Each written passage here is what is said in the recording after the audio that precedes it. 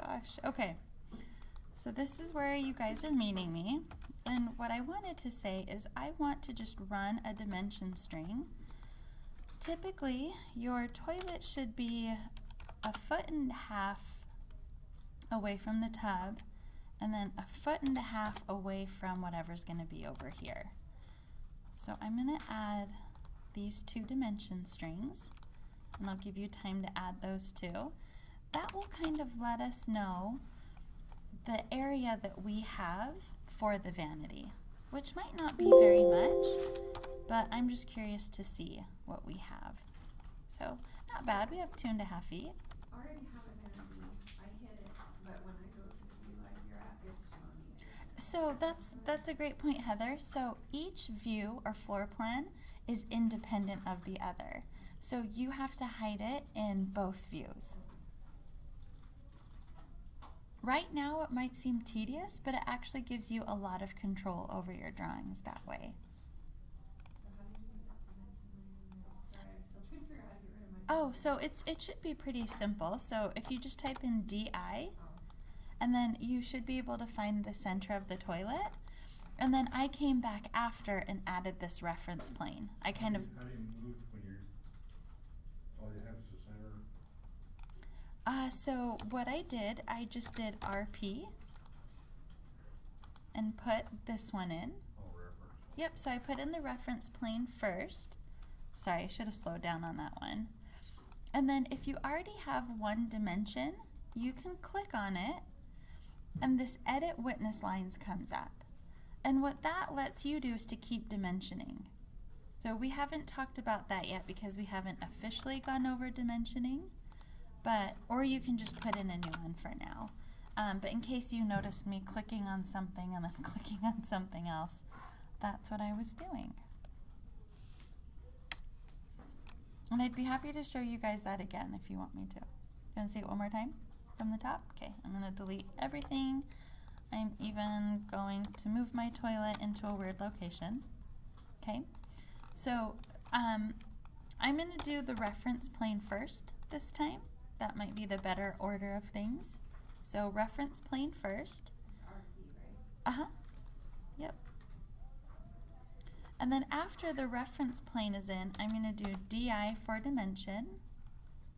I'm going to start at the edge of my tub, find the center of my toilet, my reference plane, and then I have to come all the way over here to find the end of the wall. I guess I could find it here, but this is showing me either the door or the door frame, so I'm going to make sure I get to the wall. And then I'll just place it. I'll place it up here for now. I'll do it kind of towards the top. And then I hit escape a couple times to get out of there. And the first thing I want to move is the toilet. So if I click on it, it activates the dimensions, and I can just type in 1.5. So if you don't have an edge, you just click on the item then? Mm-hmm. Okay. Yeah. And now I'm going to click on the reference plane, 1.5, and then 2.6. So remember that when we drew these, we drew some of this together, some of it not together. So your 2.6 dimension might be a little bit bigger. Yours might be 2.8 or a weird number.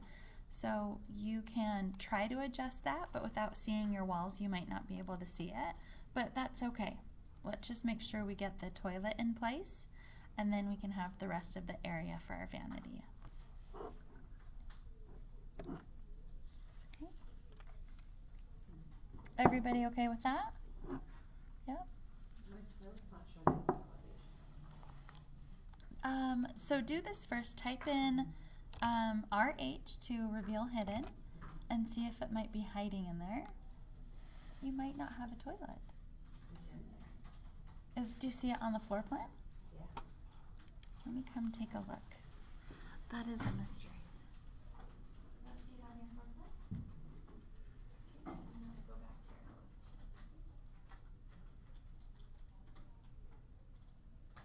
Will you do the RH for me? Mm-hmm. Okay, and then escape. And let's go back to your floor plan. And then click on your elevation head again. It looked okay from where it was. Yeah, So the one facing the toilet? Mm-hmm.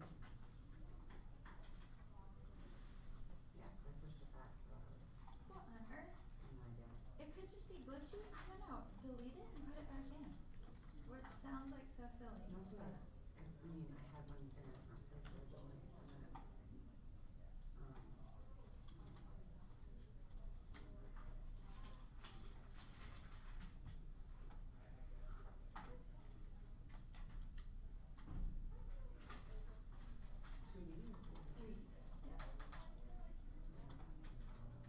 Oh, gotcha.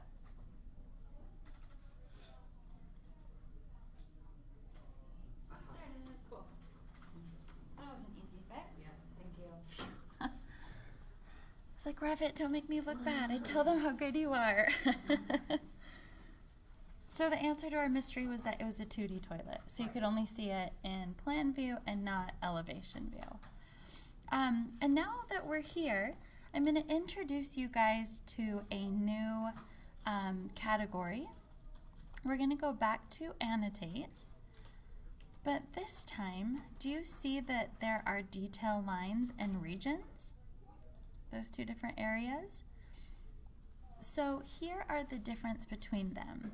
Lines are just lines that you can draw. So if we click detail line, you can see this menu right here. Now, does this look familiar to you guys? Yeah, we've seen this before when we were sketching out roofs and ceilings. Sorry, not ceilings, but roofs and floors, and I swear there's one more. Oh, we haven't done stairs yet. Never mind. But it's our sketch lines. And if we go here, you can see that there's different types of lines too. Thin lines, wide lines, hidden lines. And there are ways to load more into your project, and we'll do that a little bit later. But right now, this is basically all that you need because these are all of the lines that exist in your project. Okay.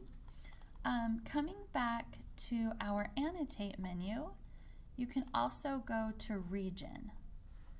Now, region is a little bit different. See how this looks the same right here? Does that look familiar? Now, the thing that's different is that if you look under the properties, there are actually different patterns that you can put within a region. So if you can imagine when you're drawing a line, you're just drawing a single line. But when you're drawing a region, you have to draw a closed area for the pattern to go into. Do you see the difference between, you don't see it, but do you hear the difference between the two? Okay, so a region is a closed area that a pattern will go into, and a line is just a line. Now, the reason why I talk about both of these on the same day is that sometimes in Revit, you might have something that you're trying to cover up. I can't think of what right now, but sometimes I like to do like a solid region of white and then kind of draw right over that. It could be that there's something behind the object that you don't want to see. Or it could even be that you're trying to draw something that has pattern to it. Whether it's a wood grain or you want to use a really light gray to indicate a mirror or a window, something like that. So we'll play with both of them today. Now to start us off, I'm going to go back to annotate. Oh, let me hit the red X. Don't forget our red X. So I'm going to say, nope, I'm lying. I don't want a boundary. And now I'll go back to detail line. Let me show you guys what I want to draw. I think you have a visual of it. You'll kind of see where I'm going. And it's going to be really, really simple. I would like to draw a vanity. Let's start with something that looks like that. Sorry, where'd you hit to get those drawing tools? Annotate. And then under the annotate button, you'll be able to see detail line. What if it's grayed out? So you're probably stuck in filled region still. So look for your light blue or green, remember? And then either look for the red X to stop drawing a region. I think that's the only thing you could be stuck in right now would be region. Okay. But coming back over here, let's try to, actually let's do something a little bit, I think we only have room for this. and then we'll come back and draw something with legs. Okay.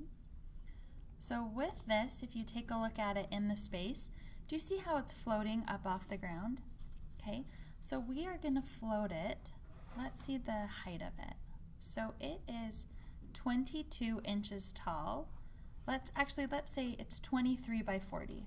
Let's use those dimensions. And then we'll use 36 as the top and then kind of go down from there. Does that make sense? We'll kind of use our dimensions to help us with that. So 23 by 40, and I'll help you guys place it. So I can grab this rectangle here, and what you guys will notice is that when I put it in, I'm not even going to really measure it yet. I'm just going to eyeball a rectangle. So you can start at the floor. So let me show you the picture one more time. It's actually floating off the ground. Oh, okay. Yep, that's the one that we're going for. And the reason why I don't even bother putting it in right is because I'm about to use my dimension string to kind of change all of the dimensions. So let me show you how I'd approach it. So I'm going to do another DI. I'm going to start up here, here, and then measure the floor. Now where did I say, actually I have to do a dimension like this. Where did I say I wanted the top to be? You guys remember? 36. So I'll put this at, well, let me back up.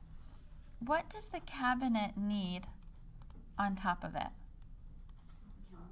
A counter, right? So if I look at this, does this box actually include the counter? Not yet. If I'm looking at this, this has a pretty thick counter on it. Just to make math easy, let's say it's 2 inches. So if the top of my counter should be at 3 feet, or let's say 36 inches, where should the top of my cabinet be? 34. Good. So we're going to come down from there.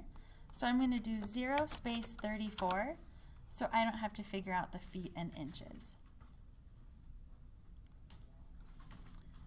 Now I also said that the bottom of my cabinet, that's this number right here, should be 23 inches. So if I just click here and do 0 space 23, that gives me the bottom. And now before I go any further, does anybody want me to show you that again from the top? Okay. So I'm going to delete this and everything else. So to start, I'm going to go to detail line. Here's my rectangle. And let me do this. I don't want to see the door frame. How do I get out of my view? EH. Good. So I just EH'd my door frame so I can see the edge of my cabinet. So detail line, and see how there's a rectangle option right here? Again, I'm just going to eyeball it like before. And then I hit escape a couple times because do these dimension strings help me at all? No, not quite. They're close. Actually, am I blind? Does that line up? It does kind of line up. So I could use these or I could type in DI. So I said, actually no, this one doesn't help me because the first thing that I want to do is establish where the top is. Do you guys remember that one? So the very top is 3 feet, but I'm coming down 2 inches for a countertop. So 210 or 34 inches. But I must not have clicked the right dimension because my counter is way above it. So that's an easy fix. Click on it again. So click on the top and then just make sure you get that right number. They're all overlapping, so I can't tell that. You can, do you have more than one dimension? Yeah, they're overlapping. So how do you fix that? Delete them. Let it go. You can just delete the dimensions that are there. No, I mean the ones that I put in are all overlapping. So if they're in the way and you can't read it, again, click on the one you need, and if you can't easily see it, delete what's there, and then just put it back in so you can move on. They're easy to put back in and they're free, right? The dimensions should be there to help you, not get in your way.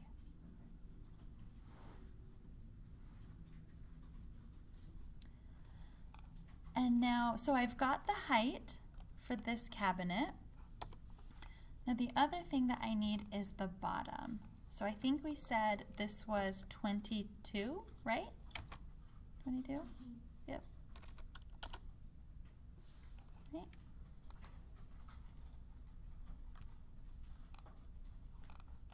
Now here's where I'm cheating a little bit because this is only 2 feet 6 and that cabinet was about 40 inches wide, right? So we are just using that cabinet to kind of give us the look of what we're trying to go for. We won't be using that exact cabinet, but just the look. Okay. And then to put in the top, I just go back to detail line. And I'm probably just going to put another rectangle on top. I know it's lines on top of lines. But here, again, I have a really hard time eyeballing to get to 2 inches. So I'm just going to place it and then 0 space 2. I think that brought it up. I don't want you to do that. So I hit escape. And this time I'm going to grab the top line so it moves it down.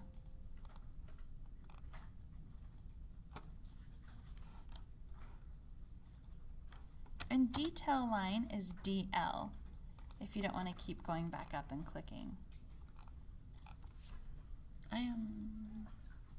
It said that that was the middle. Is that really the middle?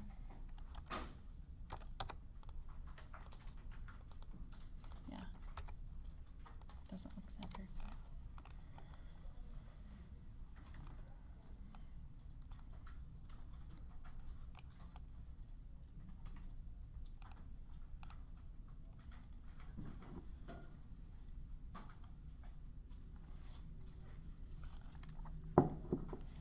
I'm going to pause. Let me start up the lecture again. So I'm going to do something that's slightly tragic. Don't copy me. But when you are in your main level and you deselect an elevation view, so let me find my circle and turn that off. Elevation 1 will be deleted. Okay. Typically not a big deal, but now look, when I bring it back, tell me what it got rid of. Your detail lines. Your BIM stuff doesn't get deleted, but any annotation like notes go away and any detail lines go away. So that's why it might not seem like deleting a view is a big deal, but once you know that you have added detail to it, don't delete your view. So I am gonna maybe bring mine back. Okay. I went back a couple steps too many. So after you start putting in detail lines, be careful. So with that, if my elevation is in my way, what should I do to turn it off instead of deselecting the arrows so I don't delete my views? EH, good. I can come and click on it and do EH and then EH as well. They act independently of each other, the circle in each one of the views.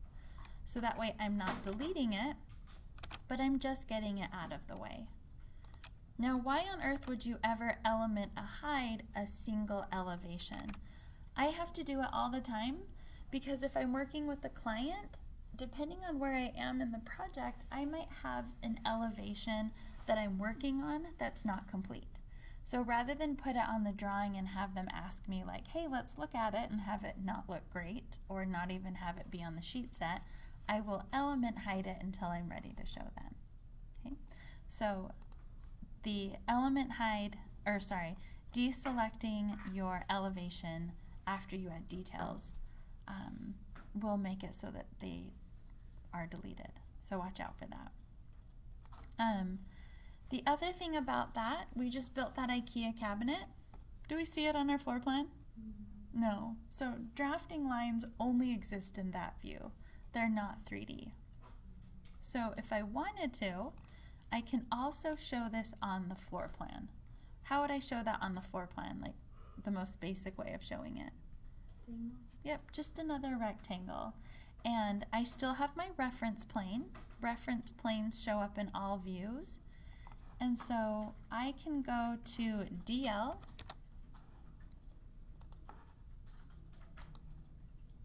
And I'm just going to make it go right to the door. Or actually, I'll make it 18 inches, so 1'6".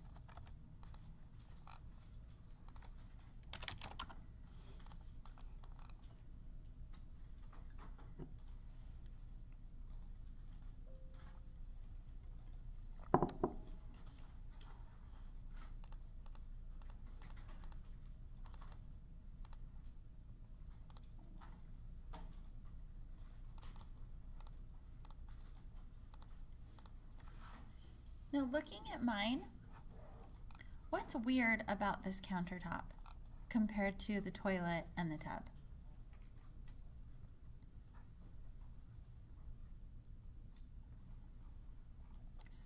Maddie? Wait, did you say the reference line to the wall's 2'6"? The reference, yeah, oh wait, sorry, this reference line? Yeah. I actually don't know where it is. I only know that it's 18 inches away from the center of my toilet. Oh. So 2'6" sounds about right. Yeah. You can still see the floor. Yeah, so the floor's showing underneath it. Let's fast forward to like maybe 19 minutes ago.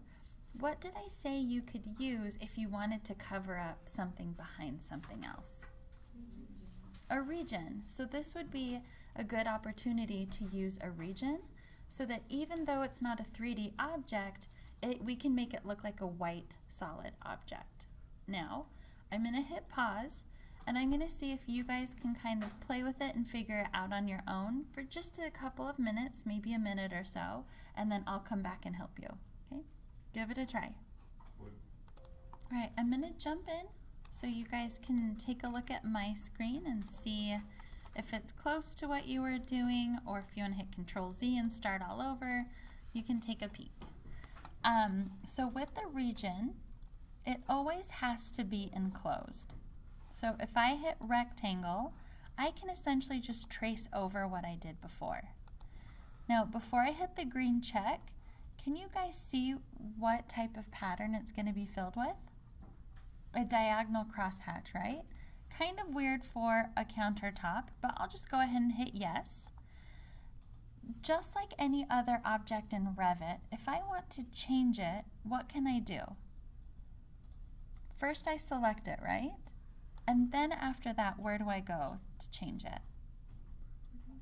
Properties, good. So from the pull down, I have solid black, I have transparent. Do I have solid white? Okay. Thinking back to other objects in Revit, what can I do to perhaps change this from solid black to solid white? Edit type, good. So if I click on edit type, what do we always do in Revit before we change it? Okay, let's make this solid white. And then here, do you see where it says foreground black and background pattern black? I just want to change both of these to white.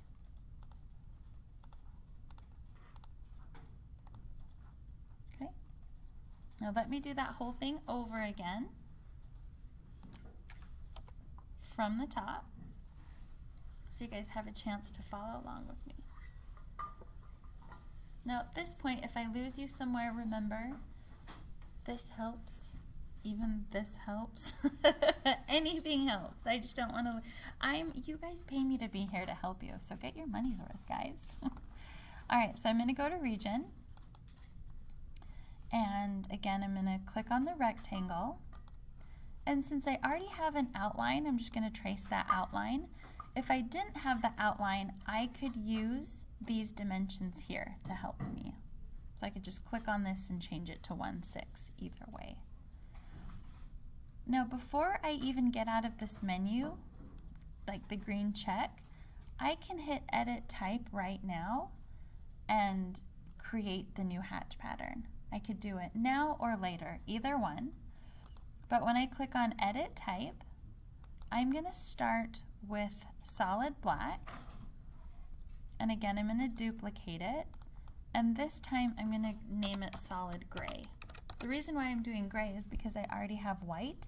I didn't undo enough, so it's going to yell at me that one already exists. So whatever color you want. And then this time, under the pattern colors, I'm going to find gray and gray. In your case, it's most likely going to be white. And then I click OK. Now the last thing that we always need to do in region is that green check mark, finish edit mode. I still get stuck here, you're probably still going to get stuck here, but try to remember to look for this light blue or that crest green color, and then when I click off, it is light gray. Did that work for you guys? Okay. So drafting in Revit, for those of you who have taken AutoCAD, completely different, right? Not even close to being the same thing. What I'd like you guys to do is to actually go back to your elevation, and as much as you guys might love the cabinet that we drew, I want you guys to essentially erase this and redraw something that you might find online, or maybe something that you had. I just want you guys to get a feel of how you can use drafting to help you with your Revit work. And what you might even do, if you don't want to do the bathroom, you can decide where you want to do this. So to be completely honest, when I first start a project, sometimes clients aren't paying me enough to go through and detail out their whole kitchen with BIM. They're never going to see it in 3D. They're only going to see it in plan and elevation. I'm not doing a rendering. I have done most of my kitchens using drafting, to where I might go through and do like a BIM countertop so that they can kind of see it, and then I'll put in the appliances because I don't want to sketch those, but then everything else I do with detail lines. Okay? So one thing that does help, let me show it to you on the bathroom. Actually, let me just do it right here. And why don't you guys, well, I think I can just show you. It's basically the equals. We've done this before. Let's say that I want to draw a cabinet here. So what I'm going to do is I'm going to draw this just back up at 3 feet. So bear with me for just one moment. So I'm not putting in any details yet. I know that I want my countertop to be really thin, like a 1-inch counter. Okay, that was lucky. And then I also need a toe kick that's 4 inches up. That was lucky too. Now the last thing I'm going to do, this is the part that I never know. I find the center and then I just kind of eyeball the others. Can you guys tell me a way that you might remember to make these equal? What can I use? Yeah, so I can use dimensions. And then here's that equal. And it makes them equal for me. Right? So that was just a quick trick. But again, I'm an unconstrained. So what I would like you guys to do is to go around and play with your detailing method. So I would say start in your bathroom. Your assignment will be to do it in your kitchen, but it's going to be in your modern 2-bedroom kitchen. Okay? So for the exercise, just do your bathroom vanity, do a new one, and again, find something that gives you inspiration, so you're not just randomly trying to sketch something. And then, I was about to say you're welcome. Bless you, I couldn't remember what to say. Oh my gosh. And then if you have time before you, we should have plenty of time for some lab today. Go ahead and start your modern 2-bedroom kitchen. That will be part of your assignment. So this week, over the weekend, what I'd like you guys to do is to space plan your rooms using a mix of drafting and BIM. So your kitchen should mostly be drafting, and then anywhere else in your house you can just kind of sneak it in. Like one thing that we didn't do on our elevation view, it's really easy to draw a vanity. Whoops. Please tell me I'm not the only one who constantly does that. In your bathroom, it's really easy to draw a vanity using drafting lines. So take a peek again. I'm going Once to... you get those detail lines in, can you embed them into the model? So it's just per view? It's just per view, yeah. So let me show you guys a trick that I have kind of come about. If you want to draw a mirror and have it be kind of symmetrical, I like to use the offset before I start to draw. So for example, if I offset 2 inches, when I come from this corner and I hit the space bar, do you see how it's coming 2 inches away from everywhere I'm touching? Let me show you that one more time. So 2-inch offset, do you see where my cursor is? It's at the corner. When I click there, it goes 2 inches out or 2 inches in. And then when I find this other corner, it's 2 inches away there. If you think 2 inches is too close, you can also do, nope, don't do 40 feet. Whoa. You can do 4 inches. Okay. And again, I'm just kind of eyeballing. And then if you want to give a frame to your mirror, we can do a chunky 4-inch frame. You can do 4 inches. If you think that's too chunky, you can go down to 1 inch. Okay. And the thing that's great is I'm not hitting escape. I'm just going back up here and trying new sizes, and it just remembers where my cursor was. I could even do a 1/2 inch. Okay. And that's using the offset method. Looking at the IKEA cabinets over here. So take a peek at this one. Do you see how offset could help you on this one too? So you could draw a rectangle just to start it, and then you could start using like a 1.5 or 2-inch offset to kind of sketch these out. And then maybe use your dimensioning to get like a 1-inch gap between those two. Okay, give it a try, see what you guys can come up with.